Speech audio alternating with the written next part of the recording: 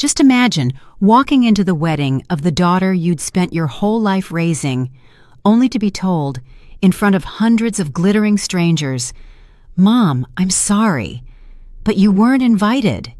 Go away." I froze on the polished wooden steps of Magnolia Bay Estate, my heart pounding beneath the ivory silk dress I had chosen so carefully for her big day. I'd spent 4 months of profit from Whitmore Design Atelier to rent this exact venue, a riverfront mansion on the Savannah, and yet, in that moment, I was the embarrassment. The champagne flute slipped from my fingers. Crystals shattered across the floor like fallen stars. Each shard caught the reflection of Harper's horrified face. "Mom, what are you doing here?" Her voice sliced through the elegant murmur of conversation. Her gown, $9,800 worth of imported silk, rustled sharply as she stepped back. "You weren't supposed to come." I stood there, still holding a small gift box wrapped in ivory linen. Inside was Richard's old wedding ring, her father's ring, the one he had worn every day until the accident took him 24 years ago. The scent of white magnolias hung in the air, sweet, suddenly nauseating. Golden light from the chandeliers scattered across the walls I had paid to decorate. "Sweetheart," I whispered, steadying my voice, "it's your wedding day. I just wanted to congratulate you both." Mason Hale stepped forward, tuxedo tailored to perfection, his smile razor-sharp. "Mrs. Whitmore, I think there's been some kind of misunderstanding." "What misunderstanding?" I looked at my daughter, searching her face for the little girl who used to beg me to braid her hair before every school recital. Harper's gaze flicked toward the guests, women in designer gowns whispering behind crystal flutes, men in $1,000 suits pretending not to watch. "This is a private family celebration," she said through tight lips. "Immediate family only." Her words hit harder than any physical blow. 24 years of bedtime stories, scraped knees, parent-teacher meetings, and sleepless nights collapsed into a single sentence. I swallowed hard. "I paid for this wedding, Harper. Every flower, every plate, that gown you're wearing." Mason's smile didn't falter. "Money doesn't buy class, ma'am." "He's right," Harper murmured, not meeting my eyes. "This isn't about money. It's about belonging. You wouldn't understand." Oh, I understood perfectly. In her world, the people who built houses never belonged in the ones they designed. The chatter had died completely. The string quartet played on, painfully out of place amid the tension. "I see," I said softly. I placed the linen box on a nearby table beside untouched champagne flutes and white orchids. "I wouldn't want to embarrass you." "Mom, please don't make this harder," she said, her voice trembling. I studied her, the daughter I had raised alone since she was 4. The same green eyes as her father, now cold as glass. The same smile I had worked endless hours to afford braces for, now turned away from me. "You're right," I said quietly. "I don't belong here." The walk to the door felt like miles. Designer heels clicked behind me, echoing humiliation through the marble hall. Outside, the cool Savannah River wind wrapped around me. I inhaled deeply. Freedom had the taste of air. The parking lot stretched ahead, rows of luxury cars gleaming under the afternoon sun. My silver Lincoln Continental waited at the far end, modest, reliable, uninvited, just like me. I glanced back one last time. Through the estate's glass doors, Harper was laughing again. Her perfect smile restored now that I was gone. I turned the key in the ignition. 24 years of sacrifice. And I had just been dismissed like hired help. The dashboard clock glowed softly. 3:47 p.m. Still time. Still strength. I took Richard's old ring from my pocket and closed my fingers around it. The cool metal steadied me. No screaming. No tears. Only clarity. Inside that glittering ballroom, my daughter was celebrating a new life without me. Outside, I was about to begin mine, without her. Laughter echoed behind me as I stepped into the sunlight. The grand doors of Magnolia Bay Estate closed with the heavy finality of a vault sealing secrets. I stood at the edge of the parking lot, heels sinking slightly into the gravel, the linen gift box long forgotten inside. The Savannah River shimmered in the distance, calm, detached, beautiful. The same kind of beauty that had just rejected me. My hands were steady, surprisingly steady. Years of client negotiations, budget crises, and impossible design deadlines had trained me for composure. But nothing prepares you for being disowned by your own child. I slid behind the wheel of my silver Lincoln Continental. The faint scent of leather mingled with a trace of magnolia still clinging to my sleeve. The door shut with a firm thud, soft armor against humiliation. For a moment, I sat motionless, watching through the rearview mirror. Women in pastel gowns, men in tuxedos, each one stepping into the ballroom as if nothing could crack that fragile perfection. They didn't know. Not yet. I turned the key but didn't drive away. Instead, I opened my purse and pulled out my phone. The screen reflected my face, tired, lined, but resolute. 24 years of running Whitmore Design Atelier had taught me 3 things: stay calm, stay factual, and never make emotional decisions on someone else's terms. Inside that ballroom, they had their music. Out here, I had silence and power. Richard's ring felt cool against my finger as I scrolled to a name I hadn't called in months. Clara James, Coastal State Bank, Broughton Street. I pressed dial. Coastal State Bank, this is Clara. Clara, it's Eleanor Whitmore. I need to manage some transactions on my personal account. Of course, Eleanor. What would you like to do? Stop all authorized payments to Magnolia Bay Estate, Magnolia and Moss Events, Riverside Table Catering, the String Quartet, Photography, and Savannah Linen Company, everything related to today's event. A short pause, then the steady rhythm of typing. That's a significant amount, Eleanor. Confirming you are the sole account holder? Yes. I watched a valet guide a black SUV into place. Just a small change in circumstances. I see multiple active authorizations today. Venue, floral decor, catering, quartet, photography. Revoke all of them, effective immediately. I'll need the authorization codes. I recited them from memory. Years of handling payroll and contracts had trained my brain to store numbers like passwords to survival. All set, Clara said after a moment. All payments have been suspended. Confirmation numbers and receipts will be emailed within the hour. Thank you, Clara. She hesitated. Eleanor, I saw the announcement in the paper this morning. You must be so proud. I was, I said softly. But pride is expensive. The call ended. Outside, the Savannah River wind rippled through the magnolia trees. Late sunlight bent low across the manicured lawn, as if even the sky had grown tired of perfection. I opened the console, retrieved a pen and a thin ivory notebook. Old habits returned. The list-maker in me took over. Venue, floral and decor, catering, quartet, photography, linens.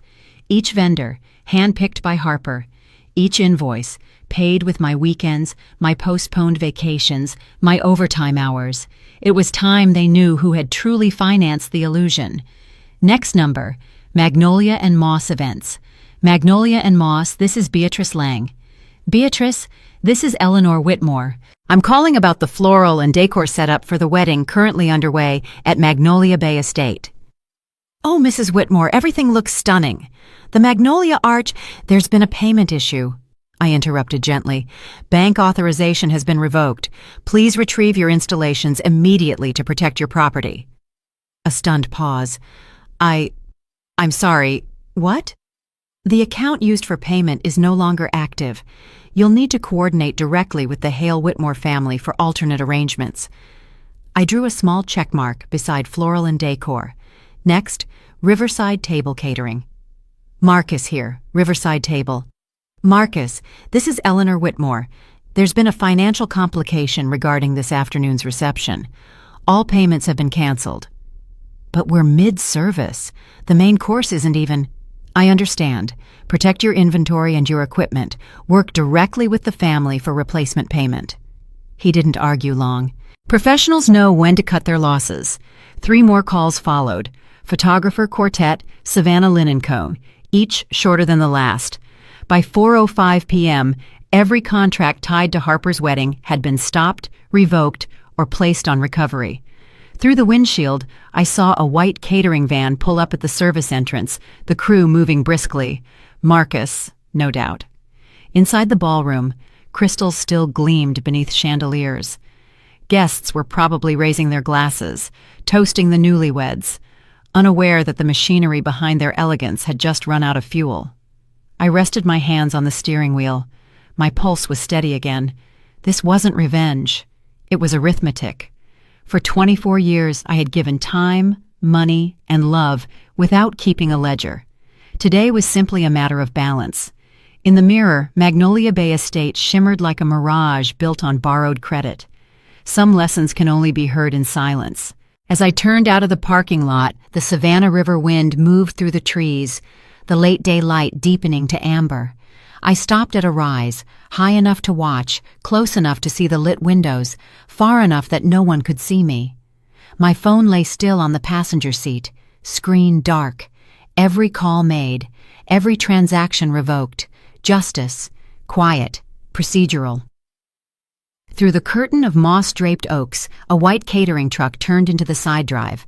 The navy blue script read, "Riverside Table Catering." Marcus was fast, professional. He always handled setbacks like a craftsman. I took a sip of cold coffee from the travel cup wedged in the door. Inside that ballroom, guests were likely laughing over hors d'oeuvres, admiring the magnolia arrangements I had chosen, raising their glasses to a marriage financed by the woman sitting in a continental beneath the river wind. They didn't know the illusion had minutes left. I leaned back, letting the hum of insects in the trees steady my breath. For years I had silenced my instincts in the name of peace. Today I listened to them. 4:22 p.m. Another vehicle appeared on the road, Magnolia and Moss Events. Beatrice must have gotten my call. They followed the service lane. The sequence had begun. In my mind, the string quartet still played something soft and expensive. I could picture it easily. Chandeliers ablaze, champagne overflowing, and Harper, radiant bride, at the center of her borrowed universe, entertaining the Hale family. Then confusion. From the car, I couldn't hear the words, only movement behind tall windows. An assistant from Magnolia and Moss circled the altar table, arms full of magnolia vases. Guests began to glance around. Graceful postures cracked under curiosity. Harper appeared near the foyer, gown flaring in pearly light. Even from this distance, I felt her discomfort. She spoke to a woman holding a clipboard, Beatrice, no doubt. Gestures, protest, disbelief. Still, the assistants carried the centerpieces out. The second truck rolled to the veranda, riverside table. Marcus stepped down, clipboard in hand, expression composed. 3 staff followed, heading toward the ballroom doors. The wind strengthened, tugging the hanging moss like stage curtains. In the bright frame of the entrance, a pattern unfolded. Movement through the room. Servers covering tables, lights flickering as the sound crew unplugged cables, a ripple of confusion spreading among guests. Harper stood at the center, her ivory gown surrounded by disarray. Mason appeared beside her, shoulders rigid, lips pressed tight. He pointed sharply toward the staff. I could almost hear that calm, cutting tone he used whenever he wanted to humiliate someone politely. The Magnolia and Moss team exited first, carrying bins of magnolias and white orchids, the same blooms that an hour ago had defined Harper's impeccable taste. Then came Riverside Table, pushing covered trays through the side doors. Marcus's face remained unreadable. The wind swept a scatter of leaves across my windshield like tears I refused to shed. Each glint of chandelier light reflected on the glass looked like a broken star. I closed my eyes for a beat. Richard's voice returned, steady, patient, from long ago. "Ellie, never raise your voice when you can raise the stakes." When I opened them, the estate's valet was pacing nervously by the gate. Guests had started drifting outside, confused, phones in hand. Some looked toward the trucks, whispering. My phone buzzed. Once, twice, 3 times. Harper's name lit the screen. I let it ring. Through the trees, I could still see her inside. My perfect daughter, in her perfect dress, surrounded by perfection coming apart. She had told me I didn't belong in her new world. Now that world was collapsing right before her eyes. The magnolia and moss truck pulled away, its taillights glowing red against the damp savanna air. Moments later, the Riverside table van followed. The ballroom's light dimmed, as if the house itself understood what was happening. I shifted into drive, but didn't leave yet. One last line remained in my notebook. I opened the leather cover, drew a slow stroke beneath the word justice, and wrote beneath it, "Never fund a lie again." Behind me, Magnolia Bay Estate blurred through the river mist. Beautiful, expensive, temporary. I pressed the pedal and merged onto the curved bay road. The moist wind carried the cool scent of water through the moss-draped oaks. Inside that ballroom, on the crystal table, the navy blue silk box still sat unopened. Let them open it later. Let Harper find her father's pocket compass. Cold, heavy, full of memory. Some lessons don't need speeches. Only silence, perfectly timed. From across the Bay Road, I could see reflections in the ballroom windows fading. Staff moved quickly. Guests froze mid-toast. A familiar wave of confusion rippled through the crowd like spilled champagne. I learned later what had happened inside. Beatrice from Magnolia and Moss entered first, her jacket caught by damp moss. 2 assistants followed, carrying empty bins. "I'm sorry," Harper said, still holding her bouquet, her smile trembling. "We're in the middle of the reception. Could you wait a moment?" Beatrice straightened, disappointment hidden beneath professionalism. "Ma'am, I represent Magnolia and Moss. The payment authorization was revoked 30 minutes ago. We need to reclaim our property." Nearby guests stopped whispering. "That's impossible," Harper snapped. "Everything was paid for weeks in advance." Beatrice shook her head and held up a printed statement. "The account holder, Eleanor Hartley, contacted the bank personally. We have confirmation attached. All payments were rescinded." Mason appeared, suit immaculate but jaw tight. "What kind of circus are you running? This is our wedding." "It's business, sir," Beatrice replied, cool and exact. "And business runs on contracts." She nodded. Her team began removing the magnolia centerpieces, hundreds of white blooms wrapped in plastic sleeves. Murmurs spread through the room. The photographer lowered his camera. Guests turned, unsure whether to watch or pretend not to. Then the Riverside table crew entered. Marcus led, clipboard in hand, his shoes leaving wet prints across the marble floor. "Mrs. Marlowe," he began, calm but firm, "payment authorization was revoked at 4:05 p.m. We're required to suspend service and reclaim equipment." Harper blinked, unable to process. "You can't do that. This is my wedding." Marcus sighed, steady, regretful. "We can, and we must." Servers draped white cloths over the bar, snuffed candles, sealed silver trays.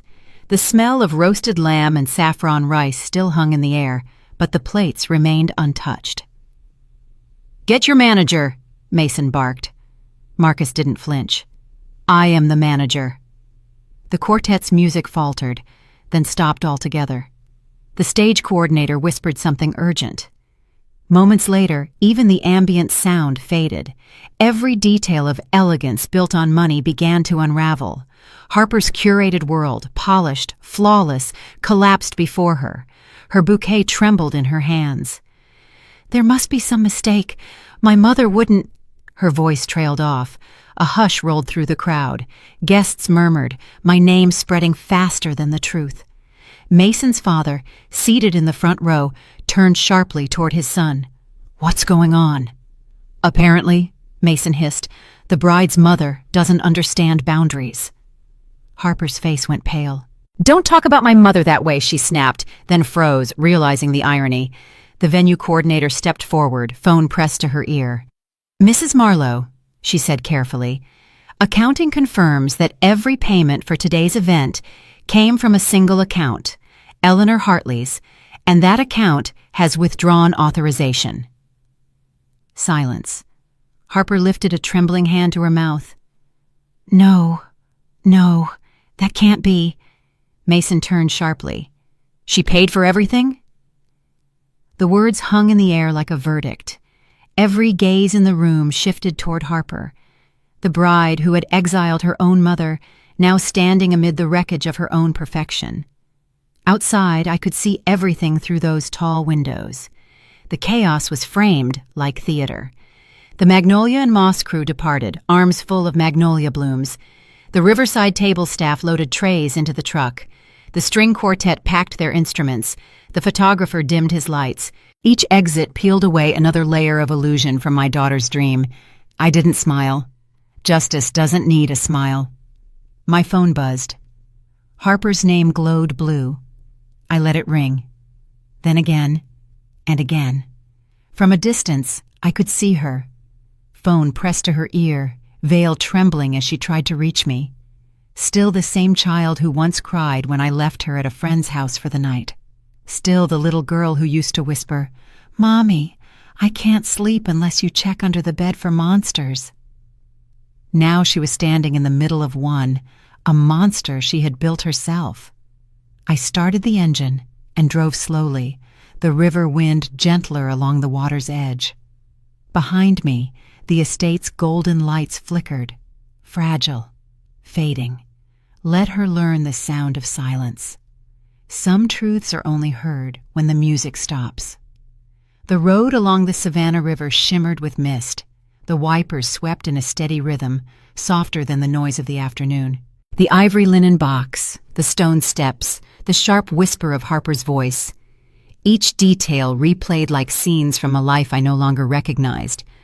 I had imagined leaving the wedding differently, maybe crying, maybe trembling. But what filled me instead was stillness. The stillness that comes when you stop begging to be understood. Crossing the Thunderbolt Bridge, I glanced down at the water, dark green, flat, unspeaking. The estate lights behind me dimmed through the humidity, a constellation fading, luxury dissolving into mist. The phone buzzed again. Harper, then Mason. I ignored both. By the time I reached Isle of Hope, the Saturday night quiet had returned. A quiet that used to mean peace. Now it meant consequence. I turned onto Bluff Drive, passing homes I had designed years ago. Their windows glowed warm and safe. Each one reminded me that I had built solid foundations for others while my own had cracked. I pulled into my driveway and shut off the engine. The Whitmore house stood still. The bricks were damp with dew, waiting. In the garage, Richard's drafting tools, mechanical pencils, and blue ink schematics still hung exactly as he'd left them the week before the accident, 24 years ago. I had never moved them. Inside, the air smelled faintly of cedar and paper. The amber desk lamp in my atelier clicked on, its glow recalling the nights I sketched while Harper slept upstairs. I hung my coat, set down my purse, and went straight to the desk. The workspace was neat. The emerald folder, desktop computer, laptop, and a framed photo. Harper, age 8, missing a front tooth, holding a blue ribbon from her first art fair. For Mom, because you make everything beautiful. The handwriting was uneven, sincere, and small. I sat down, staring until the photo's edges blurred. 24 years. Every check, every transfer, every dream, redirected toward one person. And today, she said, "You don't belong here." My fingers touched the navy blue phone, not to call, to scroll through memory, texts, requests, a never-ending thread of, "Mom, can you?" Tuition, trips, apartments, cars, always urgent, always assumed. I opened the laptop. The cursor blinked patiently on a white screen. Years of invoices, confirmations, receipts, all neatly stored in digital folders. I'd named them long ago: St. Margaret's, Vanderbilt, Charleston apartment, and now, almost ironically, wedding. With deliberate keystrokes, I created a new folder. Harper, 25 years of support. I paused, staring at the title, then began dragging files into the emerald folder.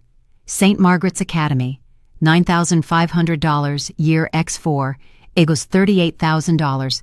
Vanderbilt University. $58,000 year ec 4. $232,000. Charleston Riverside apartment. $3,400 month plus deposits, repairs, fees. Cars, $25,000, $36,000, $52,000 wedding. Magnolia Bay Estate, approx. $115,000. Medical academic trips, relocations, incidentals, yearly adjustments. Each file landed with a soft click, the sound of acknowledgement. This wasn't revenge. This was truth made visible. My hands didn't tremble. I had done this for clients, for tax seasons, for the comfort of order. But this time, the numbers weren't business. They were motherhood, translated into data. The total appeared line by line until it settled at the bottom of the sheet, $965,000. I stared at it. Nearly $1 million over 24 years. Proof of devotion disguised as expense. In the hallway, the old wooden house creaked softly, as if in agreement. Outside, there was no rain. Only silence. Heavy, but not lonely. For the first time in years, the silence belonged to me. I opened the drawer and took out Richard's pocket compass, placing it beside the laptop. The silver metal caught the lamplight. Small, round, certain. Never raise your voice when you can raise the stakes. That was something Richard used to say. I whispered it now. My daughter would learn the real values: weight, patience, and responsibility. This wasn't punishment. This was a lesson. Tomorrow I would call Donovan Pike. Tonight I would rest. Sunday morning in Savannah was cool and damp, the kind of quiet that demands a decision.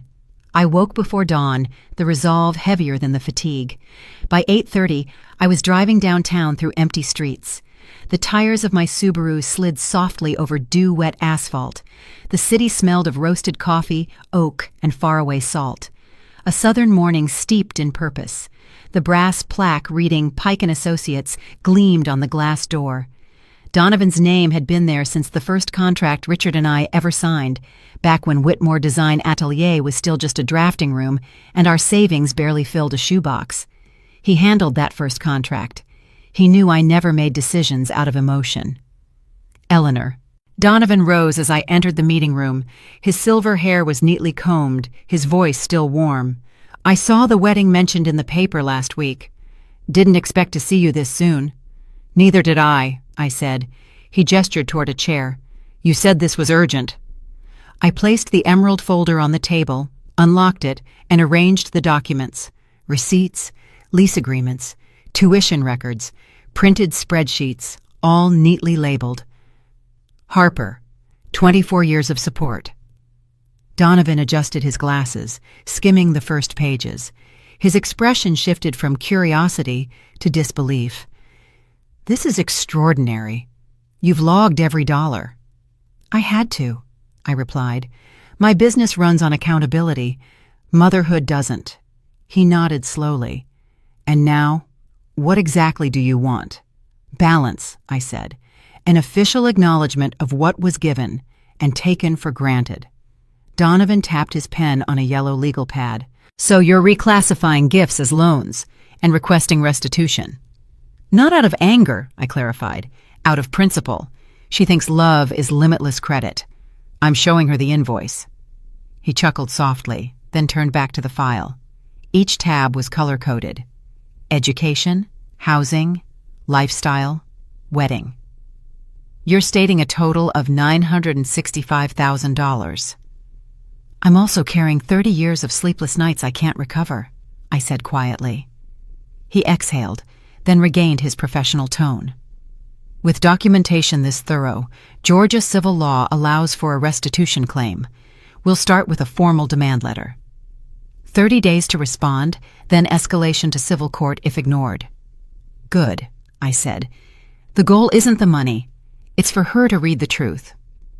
Donovan began to write, precise block letters across the yellow paper. Whitmore vs. Hale. Demand for restitution. His pen moved with methodical grace. I glanced toward the tall window, the first light breaking through strands of Spanish moss. "Eleanor," he said finally, "you understand this becomes public record if Harper disputes it?"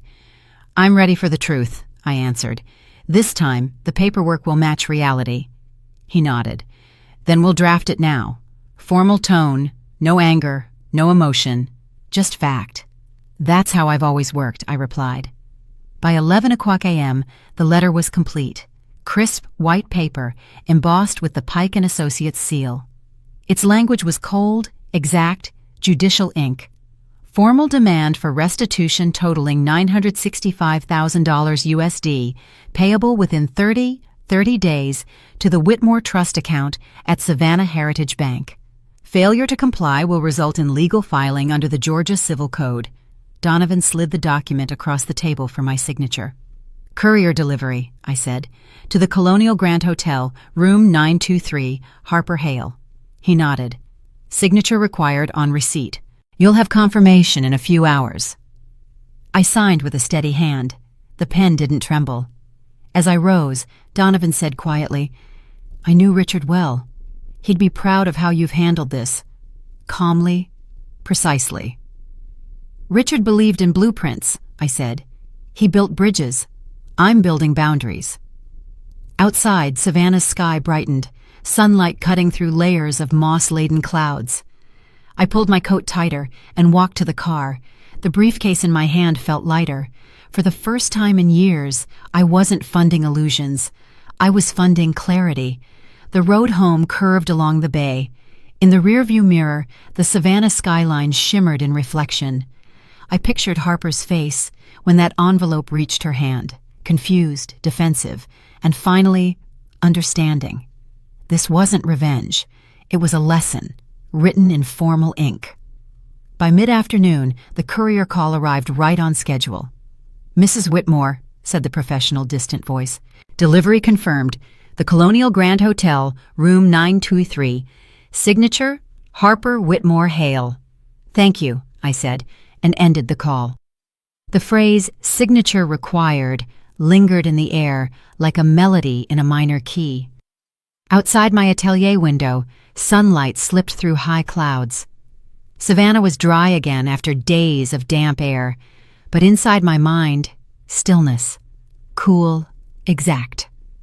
I could picture it inside that hotel room, a knock at the door, an envelope embossed Pike & Associates in silver foil, confusion shifting into unease as Harper read her full name above the words, "Demand for restitution." I imagined Mason beside her, sleeves rolled, eyes narrowed, each sentence cutting deeper than the last. The silence after comprehension must have been long and cold. At 2:47 p.m., my phone lit up with her name. I didn't answer. A second call came a minute later, then a third. By the fifth, which fell into voicemail, I'd already opened my laptop.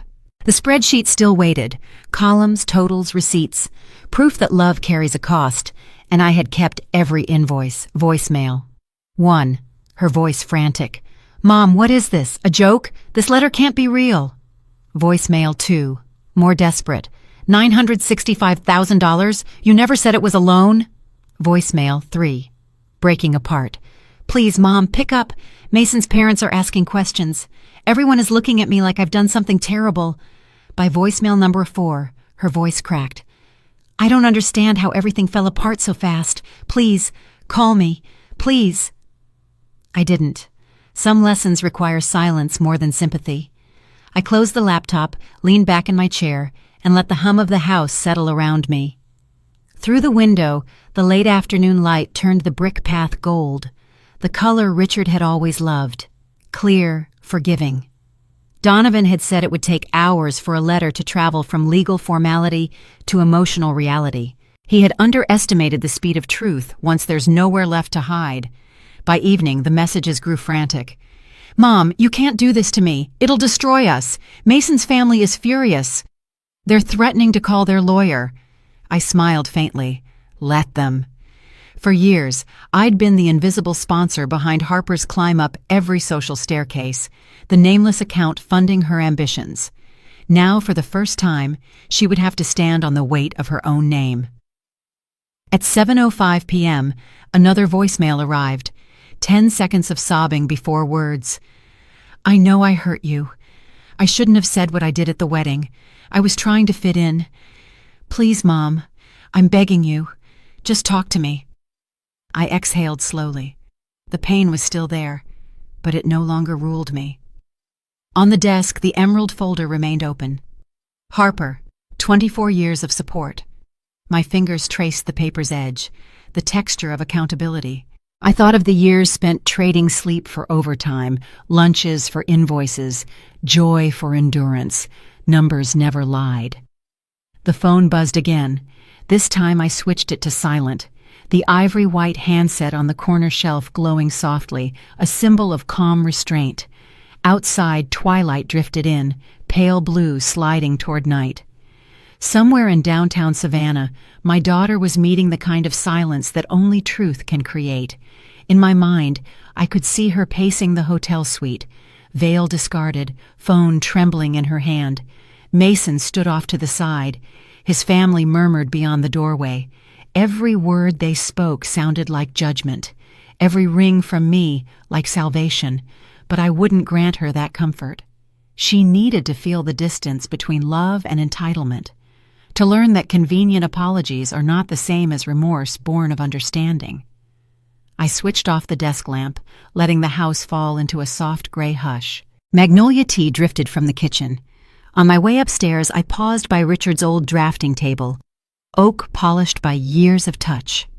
Pinned to the board was his favorite line, its ink faded but clear. "Structure is integrity made visible." I brushed the corner of the paper. "You'd understand this, wouldn't you?" I whispered. He always did. Upstairs, I sat by the window with a cup of tea, watching the last light withdraw from the river. The day had been long, deliberate, and necessary. Justice doesn't roar. It whispers, like dry wind moving across glass, and somewhere beneath the city, that whisper was finally reaching my daughter. Long before the letter, before the villa in Charleston, before Harper learned that silence can echo louder than applause, there were years that shaped everything, years no one at that glittering wedding could have imagined. I was 29 when Richard died. He was driving home from a coastal bridge site outside Georgia when a drunk driver crossed the median.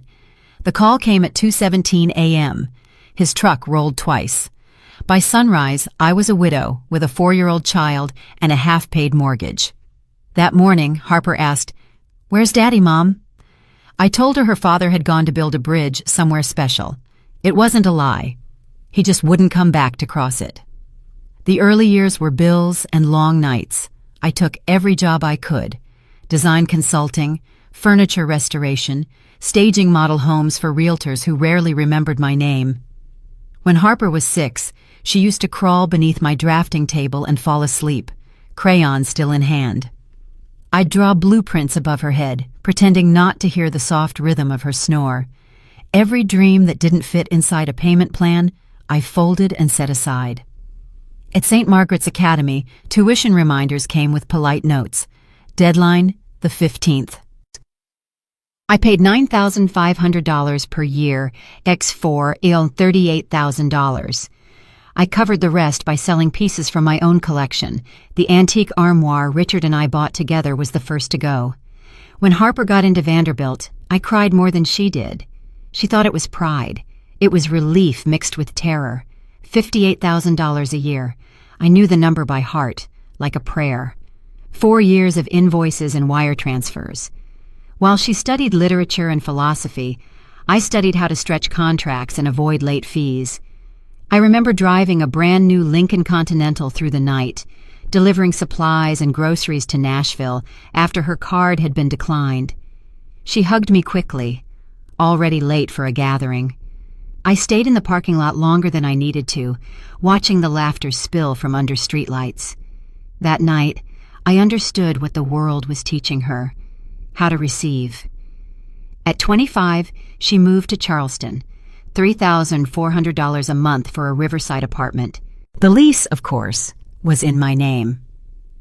"Just until I get promoted, Mom," She never did, but rent was always on time because I paid it. To build her image, she bought 3 cars in 10 years, each one pricier than the last. $25,000, $36,000, $52,000. She said she'd handle the insurance. She didn't. Then came Mason. I thought maybe things would balance. He came from a hotel family, polished, polite, empty, the kind of man who smiles through other people's exhaustion. I wanted to believe he loved her, but love built on status isn't love, it's theater. Still, I financed it. The engagement party, the trips, the fittings, the $9,800 minimalist gown she swore was timeless, and finally the wedding, roughly $115,000. I told myself it was for her happiness. In truth, it was guilt. For birthdays spent on job sites, for bedtime stories replaced by balance sheets. Every check I wrote was an apology disguised as generosity. Richard used to say, "We build what we believe in." Somehow, I built a belief that love meant never saying no.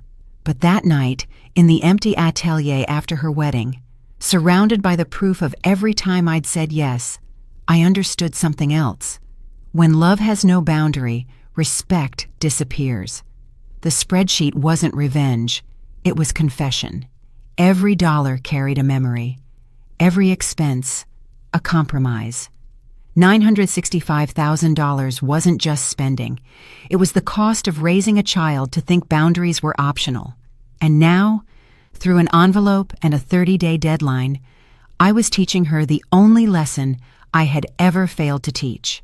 Love has value because it ends where dignity begins. That night, I closed the emerald folder with a soft click. The sound reminded me of Richard closing his toolbox after a long day, satisfied, not angry. Outside, the river wind was dry, city lights glinting across damp pavement. Somewhere out there, Harper was reading the letter for the 10th time, maybe whispering my name through tears. It didn't bring joy, only peace.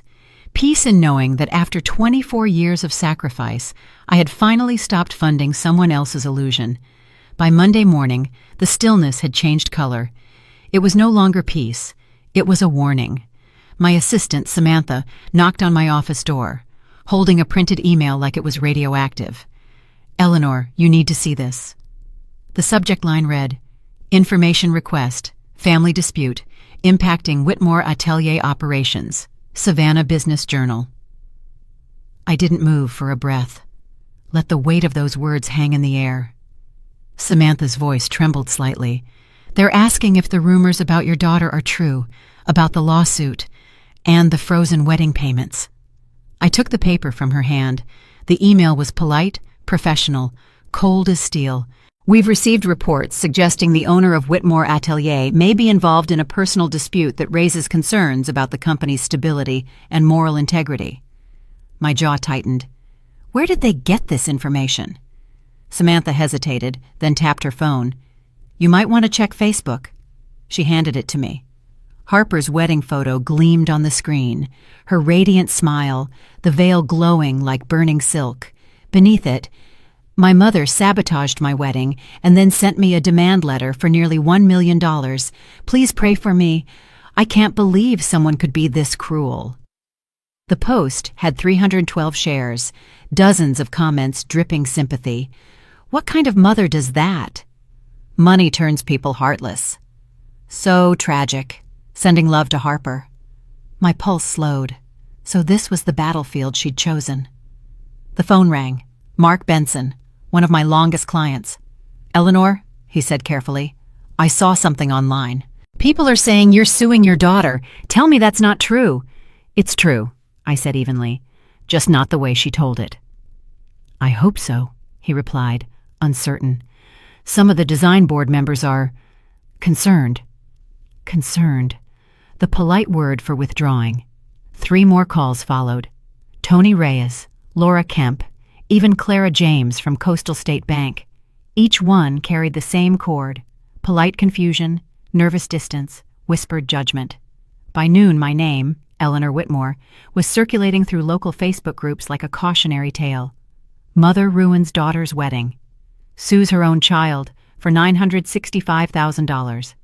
With every retelling, truth shrank and scandal swelled. I could almost hear Harper's voice behind those posts, shaky but self-righteous, painting herself as the victim of a bitter mother. It was the oldest play in the book, tears as currency, pity as armor. But I hadn't built my company on emotion. I built it on evidence. I opened my drawer and pulled out the emerald folder, leather-wrapped, precise. Inside, every check, invoice, and transfer that Martin Cole had organized. Hard proof of love, turned into ledgers. "Sam," I said quietly, "call Martin Cole. Tell him we're going public." Samantha froze. "Public? As in?" "As in transparency with the press. Every receipt, every figure." "If Harper wants to use the internet," I looked out the window, "then I'll use documentation."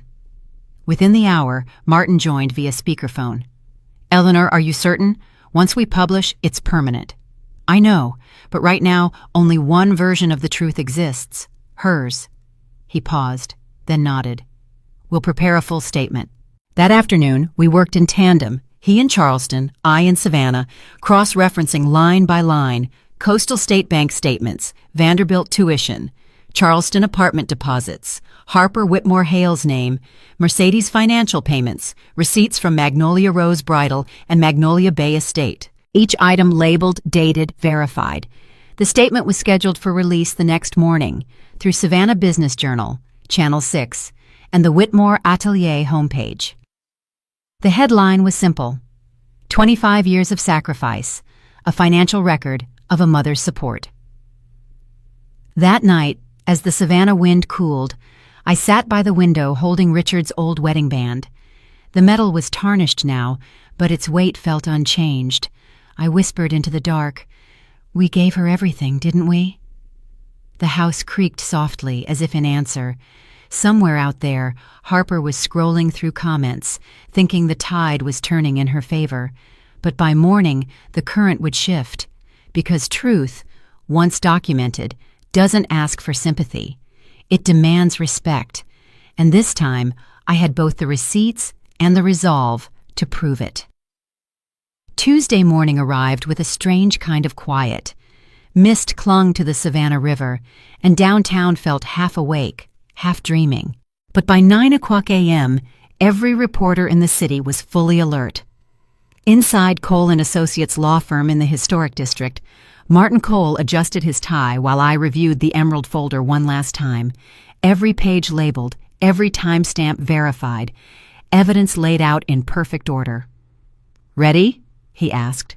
"As ready," I said, "as truth ever needs to be." The conference room filled fast. Savannah Business Journal, Channel 6, Coastal Ledger, and a few influencers hungry for scandal. They expected tears, apologies, drama. What they got instead was data. Martin began in his calm, authoritative tone. "Today, Mrs. Eleanor Whitmore releases the complete financial documentation of 24 years of maternal support, totaling $965,000, in response to public misrepresentation by her daughter, Harper Whitmore Hale." A rustle spread across the room like static. I stood beside him, composed. "This isn't punishment," I said. "It's perspective. My daughter believes she's been betrayed. I believe she was never taught the value of what she was given." Camera flashes glittered like falling confetti. Martin distributed copies of the report. 25 years of records, divided into 5 sections. Education, St. Margaret's Academy, $9,500 year X4, Vanderbilt University. $58,000 year X4, every check accounted for. Housing, Riverside apartment lease in Charleston, deposit under my name. Transportation, cars purchased, $25,000, $36,000, $52,000. Lifestyle, credit cards, wardrobe budgets, travel allowances. Wedding, dress, $9,800. 4 months of Whitmore Design Atelier profits used to fund Magnolia Bay Estate, $115,000. Every invoice authenticated, every payment traceable. Reporters flipped through the pages in silence. One woman finally looked up. "Mrs. Whitmore, are you saying this is all about respect?" Yes, I answered softly. Respect for effort, for truth, for self-worth. When love has no boundary, it turns into servitude. I stopped being her mother the moment I became her sponsor. Someone whispered, "That line's going viral." Martin continued smoothly. "Mrs. Whitmore has filed no criminal claims. This is a civil, professional matter grounded in verified facts.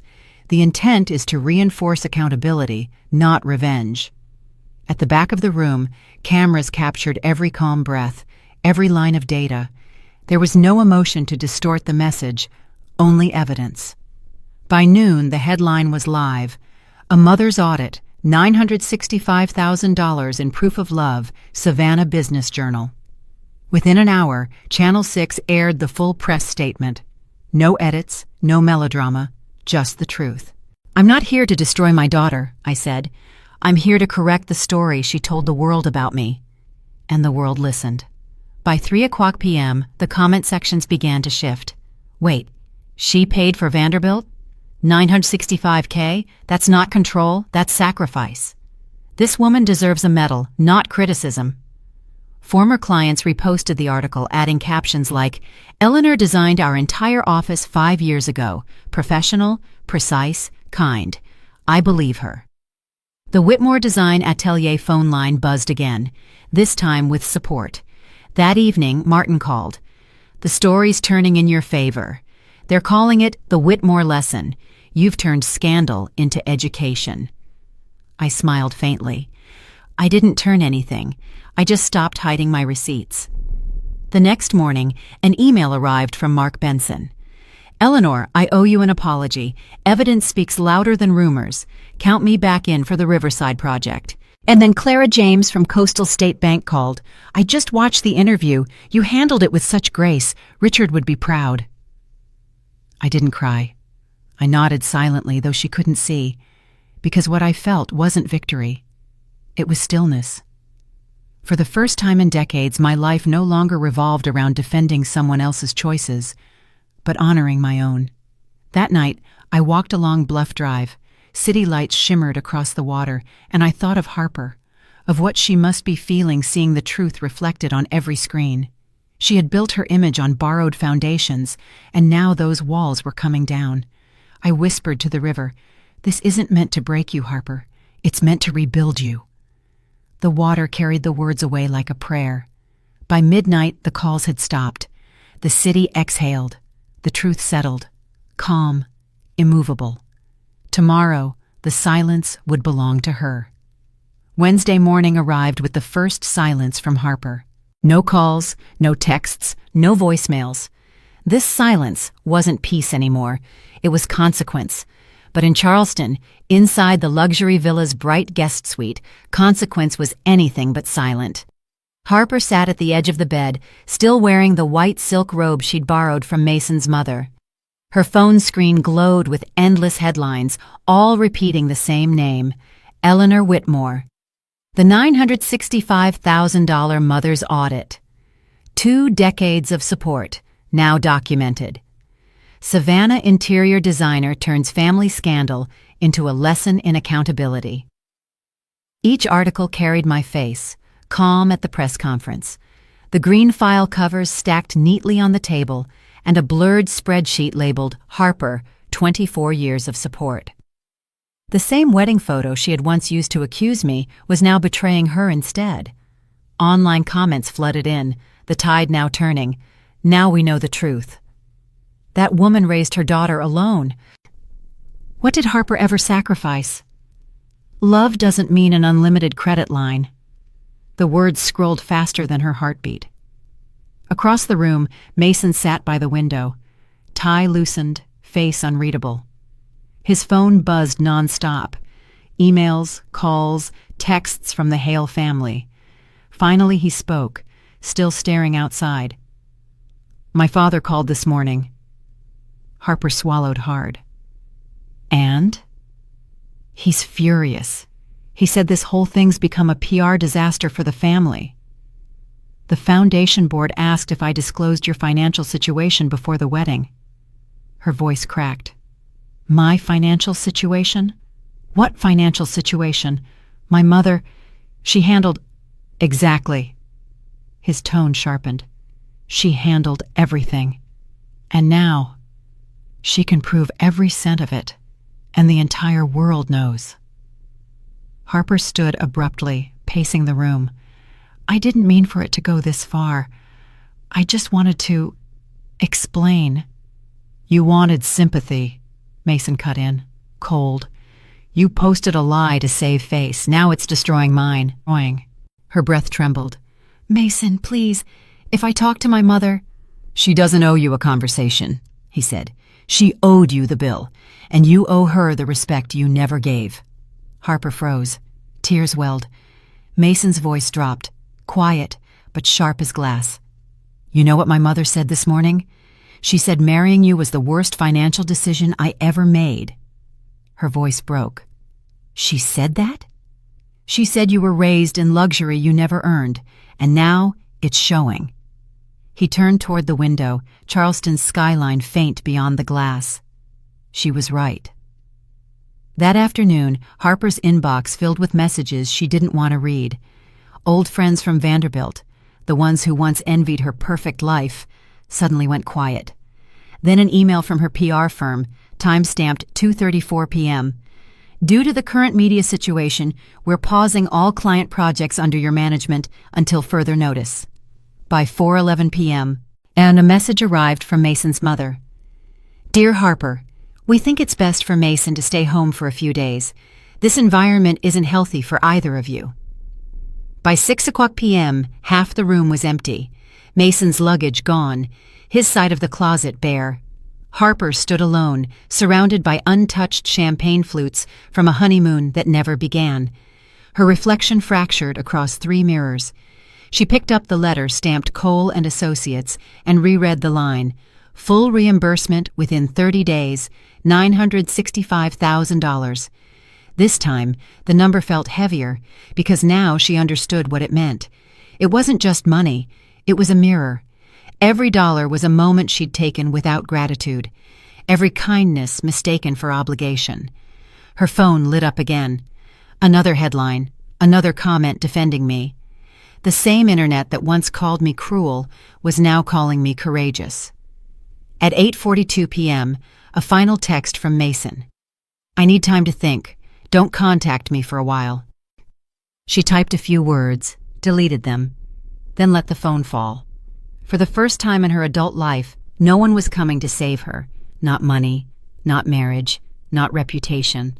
All that remained was the mother she had disowned and a lesson too big to ignore. And me, back in Savannah, sitting in the quiet of my living room, watching those same headlines loop across the TV screen. The screen flickered between headlines and interviews. Eleanor Whitmore shows that parental love isn't an infinite credit line, a wake-up call for a generation. I turned off the TV.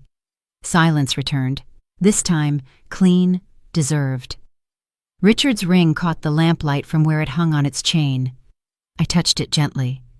This isn't punishment, Richard, I whispered. It's rebuilding. She has to rebuild herself, just like we once did. Outside, night deepened.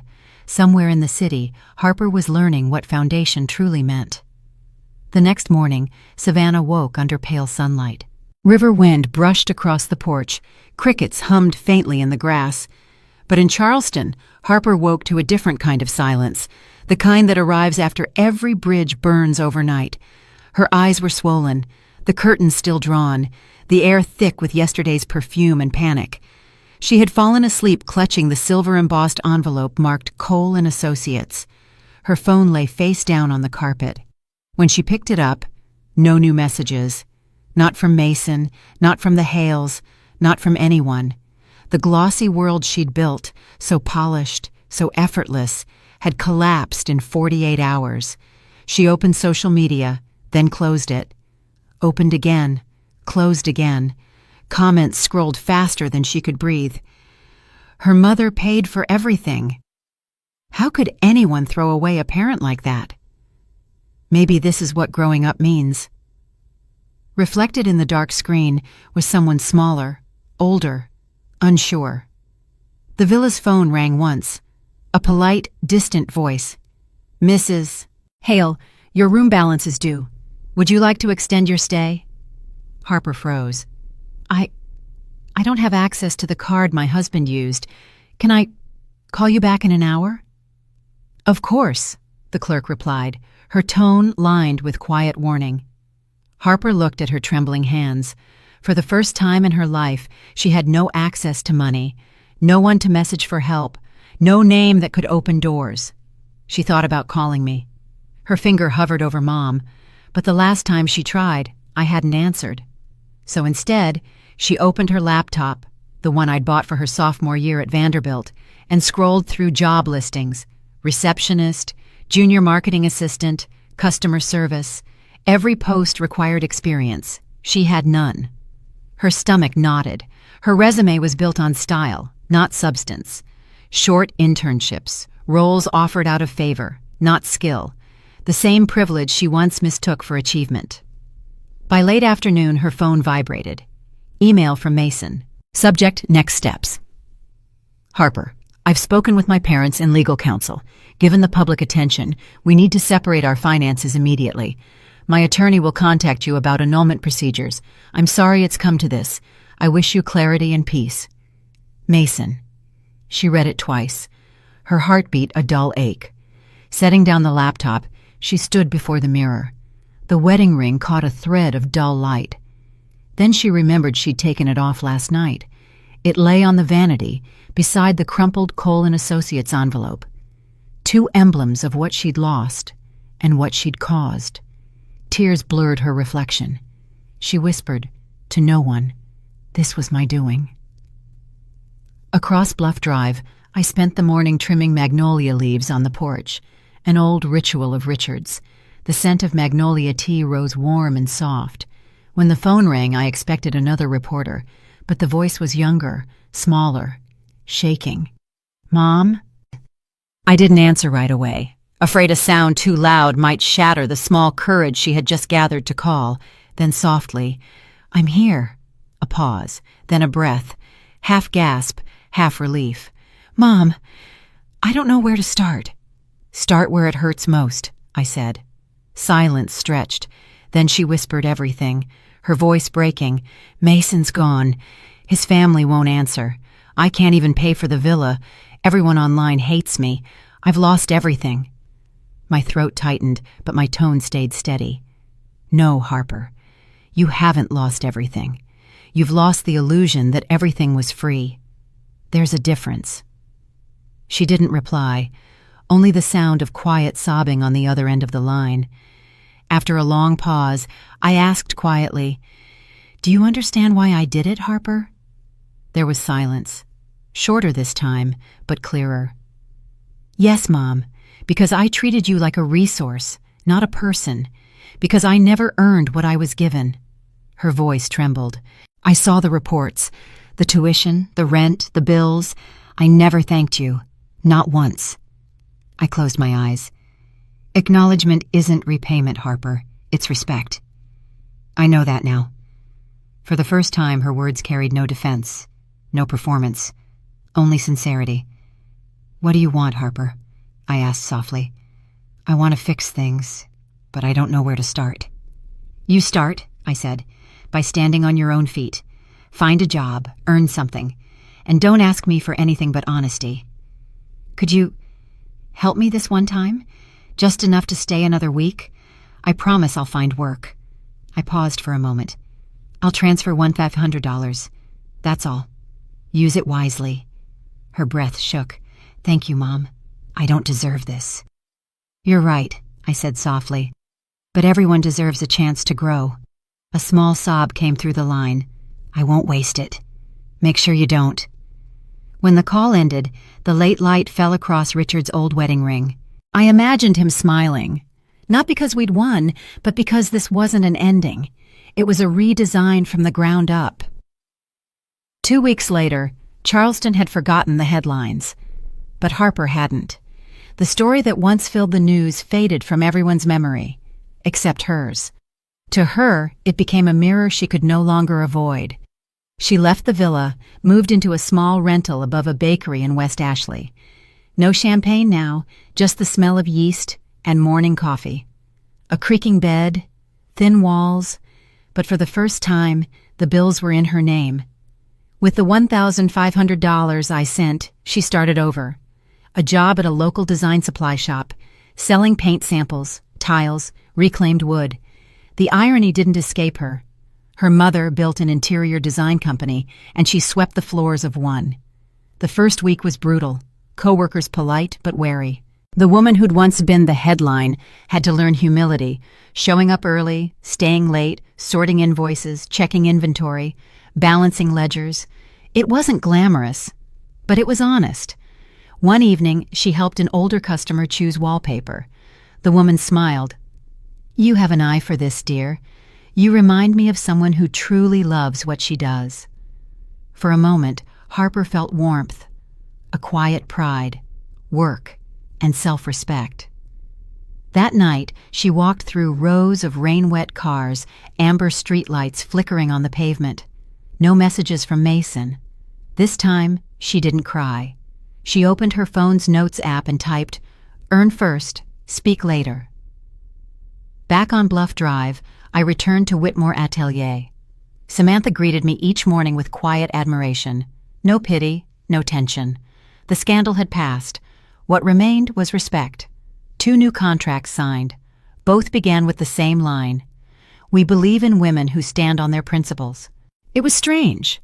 Public humiliation had led to silent recognition. But I didn't celebrate. Pride wasn't the goal. That night I checked Harper's social media. Every account, gone, deleted. An eerie, deliberate silence. And for the first time I realized I missed her voice, even if it had once been only to ask for money. One Friday, a letter arrived. The sender, West Ashley, Charleston, a modest neighborhood. "Mom, I have a job now.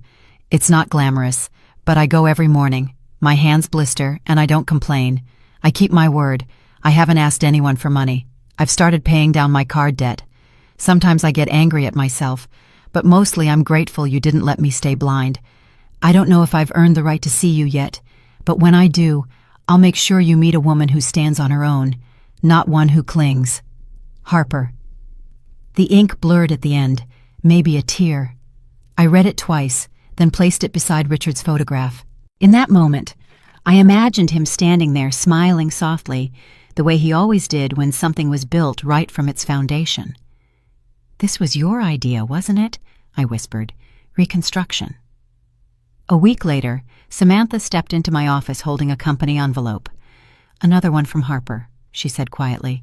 "No return address this time." Inside was a certified check for $500 and a small note. "First payment. More to come. H." My throat tightened. I didn't take it to the bank. I placed it in the drawer, the same one that still held her old art school acceptance letter beneath her penciled words from long ago. "I'll make you proud, Mom."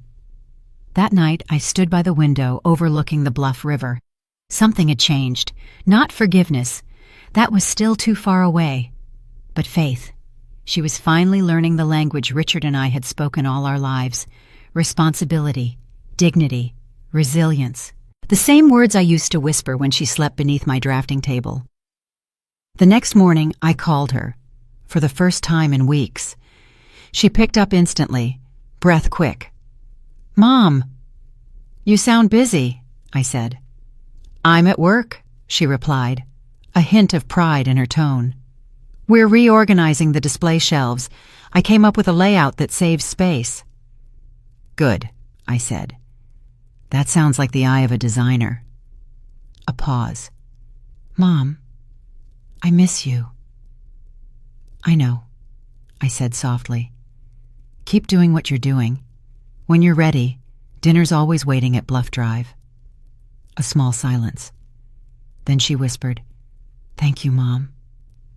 When the call ended, I didn't cry. I smiled. The kind of smile born from watching something finally take root after years of drought. 3 months later, Savannah softened again. Magnolias bloomed open. Azaleas burned faintly along the porch. Whitmore Design Atelier grew quietly.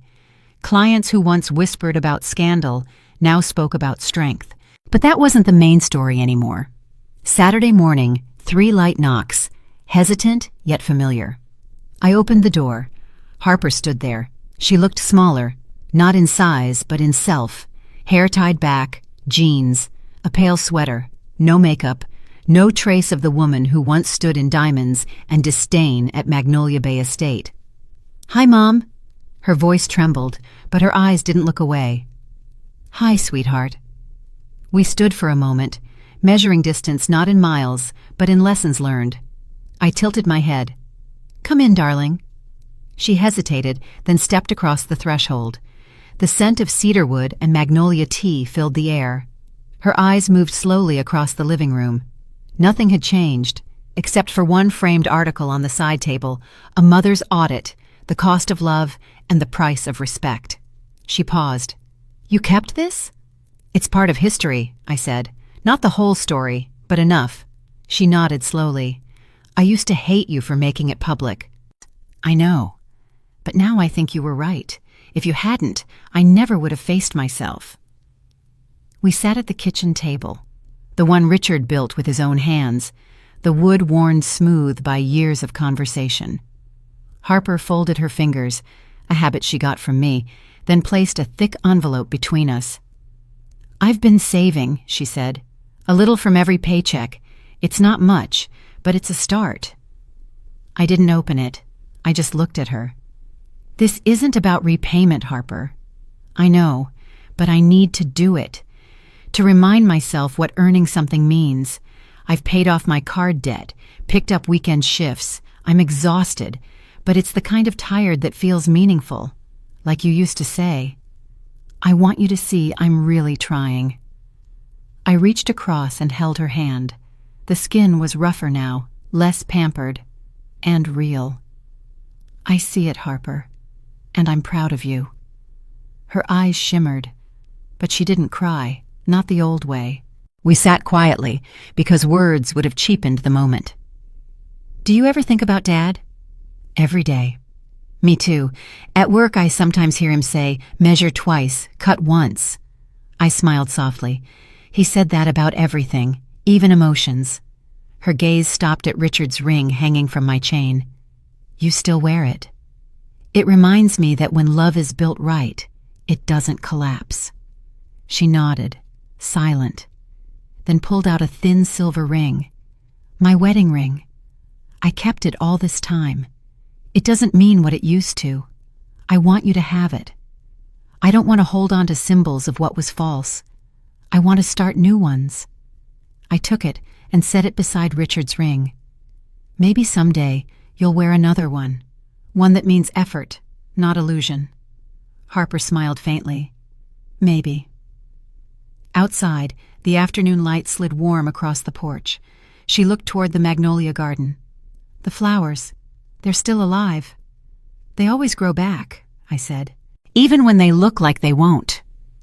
We stood by the window, 2 women, mother and daughter, framed by a house that had endured everything and still stood firm. After a while, Harper turned to me.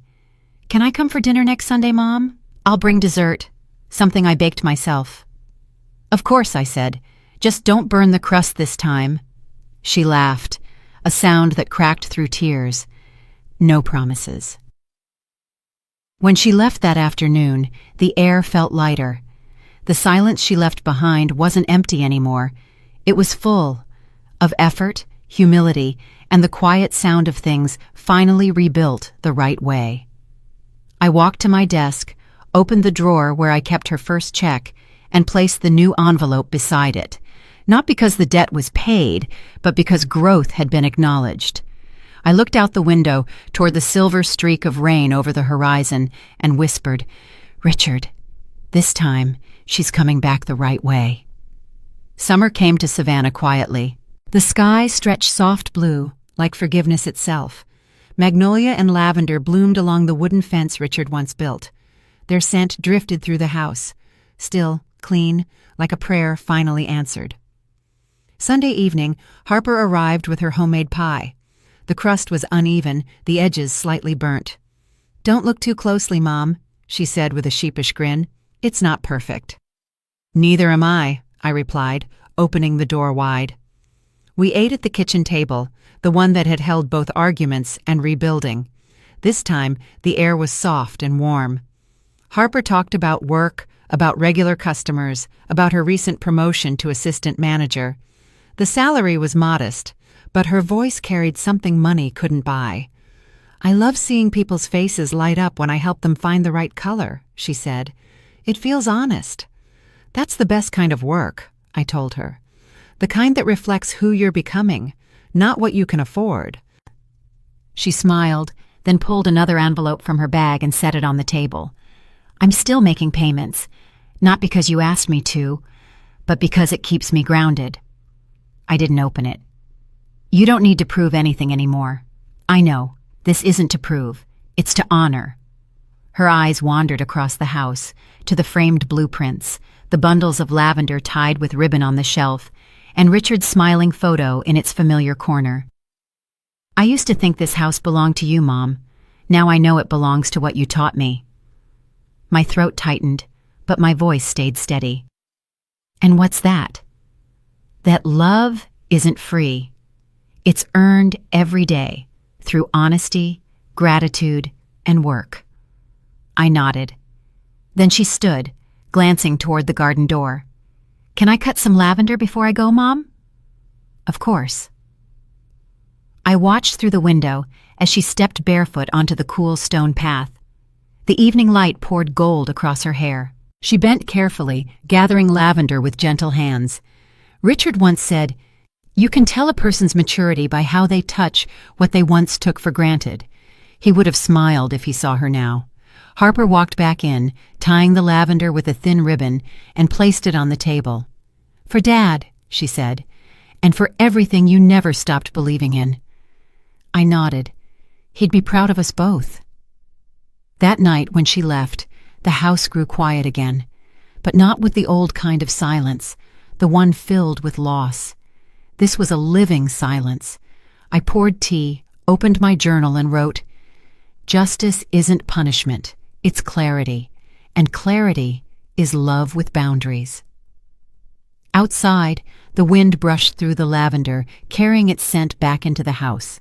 On the desk, 2 rings lay side by side, Richard's and Harper's, one symbolizing devotion, the other understanding. Together, they completed the circle.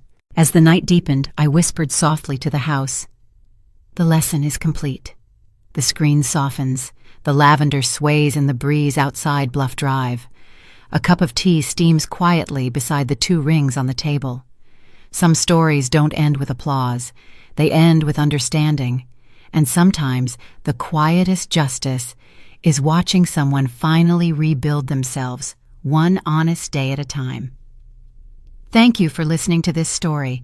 If it touched your heart, leave a note below. Tell me where you're watching from. Around here, we believe love is stronger when it has boundaries.